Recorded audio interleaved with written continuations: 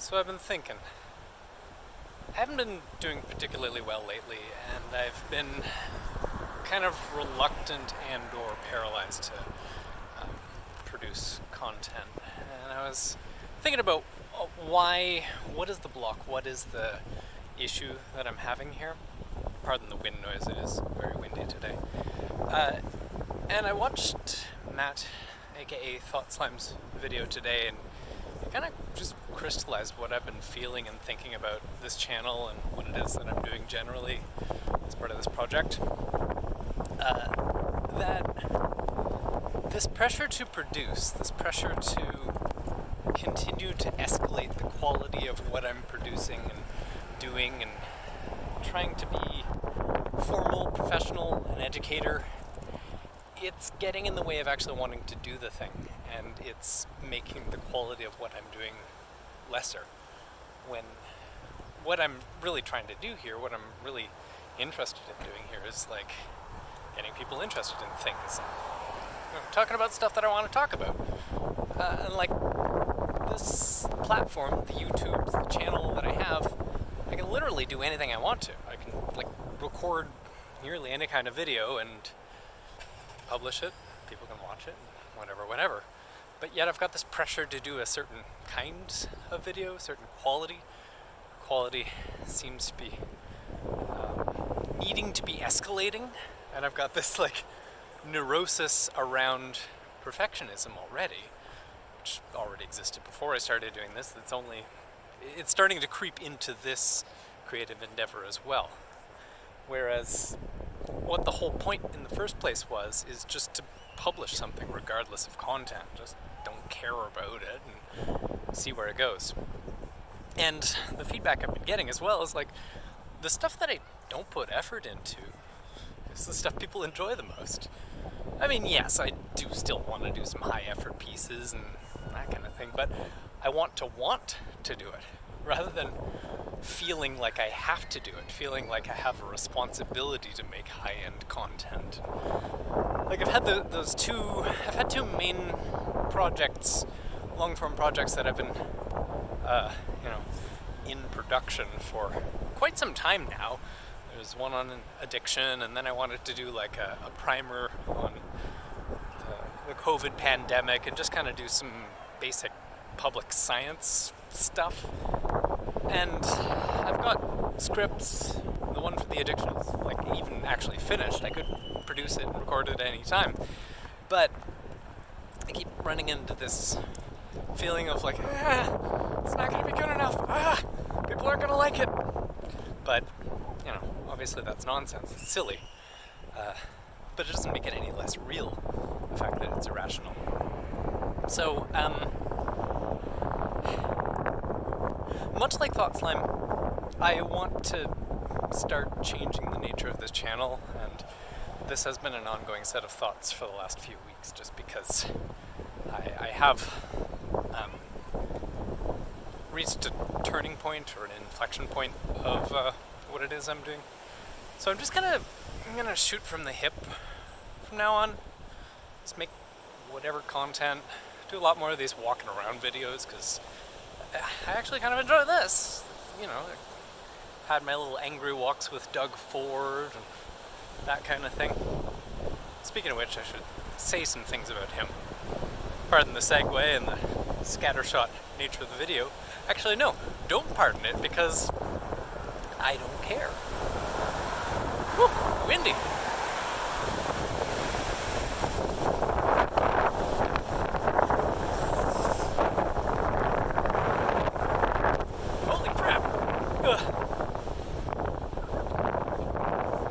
Anyway, pardon the wind at least. So Doug Ford, Premier of Ontario, people have been cajoling and encouraging him to institute paid sick leave as part of the COVID control measures since the pandemic began. And in fact, there was paid sick leave in Ontario before his government took over, and one of his first actions was to cancel that. So after, 15 months we've been into this, finally now, on coincidentally his 10th paid sick day of his own because he's had a potential exposure to COVID, he finally acquiesces to the pressure and decides that we will now be having 3 whole days of paid sick leave. So that means, yes, you can go and get tested for the COVID, and you can see if it's positive, and if it is, well, you don't get any paid sick leave to get over the COVID.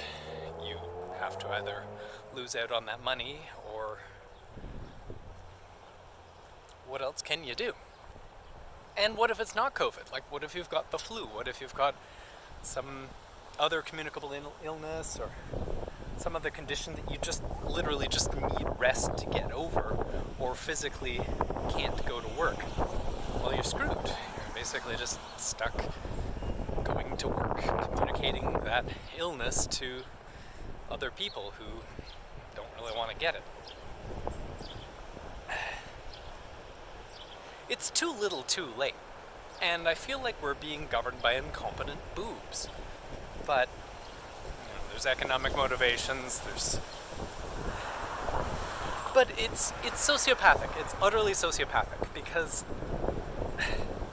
for these rich people, these powerful people, they get all the benefits of paid sick leave, and or they don't need to be paid sick leave because they're wealthy enough to handle it. But people who are working class, even middle class, like, you can't just take a week off of work to get over COVID.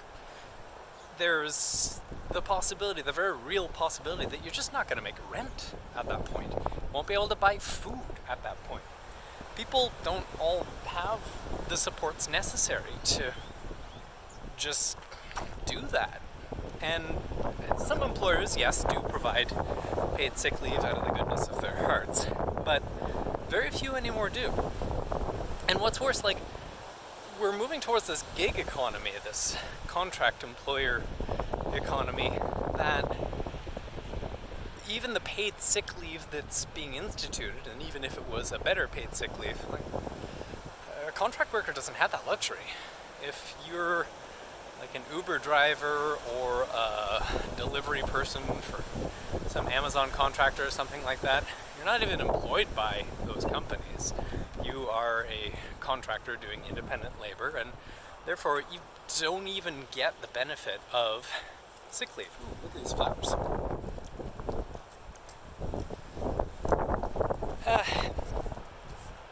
So really, like, there's something wrong here. And it's not possible to solve it with these half-assed compensations. We live in an economy and in a world and a socioeconomic organizational principle that disadvantages certain people while advantaging certain others. Wealth will always concentrate under capitalism. It's a mathematical relationship of capital to concentrate in fewer and fewer hands more intensely. And yes, you can make policy changes to lessen the impact of that. And so you can see that in the New Deal, 1940s and 30s, and like it's possible to make compensations to limit the negative impacts of capital, but mathematically, eventually, capitalism will overcome those measures. So when you finally get paid sick leave in the last government, that was nice, there will inevitably be a political swing back to the right, or back to the further right, and those gains will be lost again. Much the same as the minimum wage, which also was on its way up in Ontario to get back to the buying power that it had in the 90s. And then a swing to the conservative side, and no more minimum wage increases. Minimum wage is now frozen, and the cost of rent has basically doubled in the last 5 years. And so people are priced out of a good life. So with the price of rent this high, with wages stagnant, with no paid sick leave, there's a lot of people in a lot of trouble.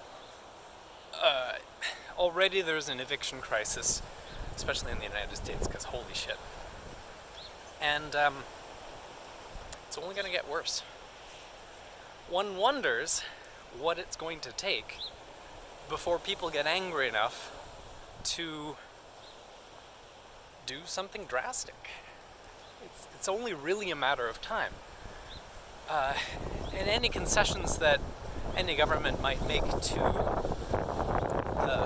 allay that, they're only going to do the bare minimum necessary to make sure that people are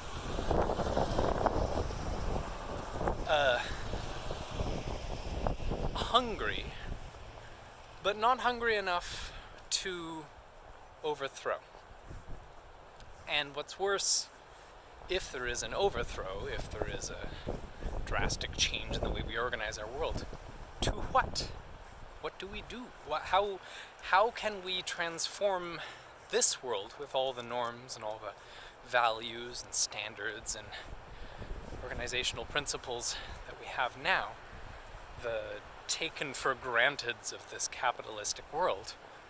How would we then transform it? What would it look like after the transformation?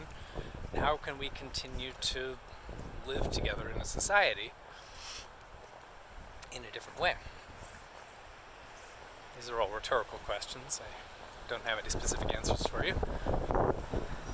But there's certain criteria that you can measure this with. For one, we should live in a society that's not immediately destroying the very life support systems of our planet. The blast of wind here. I mean, that would be nice. I would like it if our biosphere didn't collapse. But for another, one in which there was egalitarian values, where all people are taken care of, where everybody has an equal chance at a decent life. Of course, not everybody has the same advantages, but our system shouldn't amplify those disadvantages and advantages. It should move to lessen them, move to eliminate them as much as possible. Oof. Pause. But I think the main change that we need to make is how decisions are being made in the world. Because most of the world lives in a representative democracy. Some are still in kingdoms and shit like that. But representative democracy is a labor-saving device, by and large. Because once a society, once a culture, once a community grows past a certain size, it's no longer really possible to do the kinds of group reasoning necessary to make egalitarian solutions for everybody involved. There needs to be some way to coordinate people that just doesn't end in everybody talking at once. So representative democracy is what we've come up with. You run for election, and then whoever wins that election by getting the most number of votes gets to make all the decisions for you. In theory, this is more democratic than, an autocracy, which is great. But by and large, it ends up turning into an oligarchy. And our oligarchy is a rule by a small number of people, and that's basically what we've got. In a parliamentary democracy, then, these people are theoretically elected. Nice flowers. But there's a certain class of people that are more likely to be elected than others. Some person who barely makes any money at all, has no special education, no special talents, and low charisma, is never going to end up sitting in parliament. I probably couldn't get elected. I've made a couple of moves at entering politics, but I don't think that I was ever serious about it in the first place. But without the financial leeway to be able to not work a full-time job so that you can concentrate on campaigning, have the resources indeed to pay for advertising and all that sort of stuff. The social capital necessary to mobilize a whole bunch of people, be well-spoken, be charismatic, be capable of being convincing. That's not available to anybody. And it's not available even to people who would make good leaders, who would make wise decision makers. So it ends up being biased towards people that have resources. So of course the decisions being made are in favor of those who have resources. The premier is a wealthy guy. He comes from a wealthy family of career politicians, some of them. So of course the decisions that he's making are pro-wealthy people. He doesn't really care all that much about the actual workers, about the working class. He cares more about the people like him. I don't blame him. Of course he's going to care about the people like him, but maybe that means that we shouldn't have a system of governance that is predisposed to having people like him in positions of power. Maybe it should be more representative. How do we do that, though? Well, there's a couple of different options. One thing that's been proposed... another blast of wind.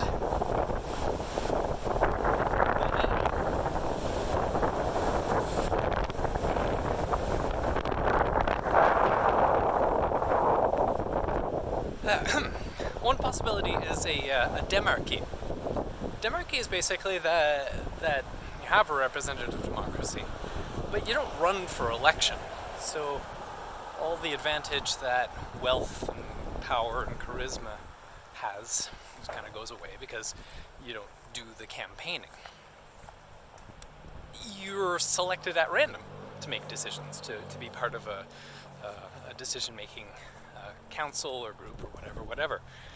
And I think this has some great potential because if you get just any person off the street, just like that guy over there, and you educate them about the issues, get them as well informed as is necessary to make good decisions about that thing, and you get a good enough cross-section of people of different backgrounds, different ways of life, different interests and representations, then you end up with good decisions by and large. Because people aren't stupid. Like the average person, they may not be well informed, they may not be plugged into things, but they're not stupid. Like, if you teach somebody about what the issues are, and you kind of point out where the gaps in their logic, where the illusions of ideology hide the nature of things, they're usually able to piece things together to make good decisions. This whole notion that people are stupid, it's a fallacy, and it's deliberately generated to reduce our ability to do democracy. So the other component of this, the other reason why something like a demarchy is good, is that it avoids the trap of people who are good at campaigning being in charge. Because the skills necessary to win a campaign really have very little to do with the skills necessary to make good decisions as a governor. Because, how do you win a campaign? Yes, the money that I talked about earlier, but being charismatic, promising people the stuff that they want to hear, being a smooth talker. If I had the resources, I could probably win a campaign. I've got charisma, I can talk real pretty, and got a winning smile and all that shit. But I probably would not be great at being a parliamentarian or a mayor or whatever, because I just don't have the focus. Very variable in terms of my capacities on any given day. Today's an alright day. Yesterday was a shitty day. whatever. But yeah, same thing with like Donald Trump is the obvious example here. Really great at getting elected because he can do all those wacky things that gain attention, and gaining attention is basically how you end up getting elected in modern electoral politics. Because the more you hear about somebody, the more you see them on TV, the more familiar you are with them, the more likely you are to like them, whether or not they're actually any good at all. It's just that familiarity bias. Anyway, one way or the other, we need to change the way that we organize society. So that means the way that we make group decisions and the way that we advantage or disadvantage people structurally. This is a non-trivial task, and although there is desire distributed among the people, there is no desire for any meaningful transformation on the part of the people with the power to actually do that transformation. So we have ourselves a bit of a bind here.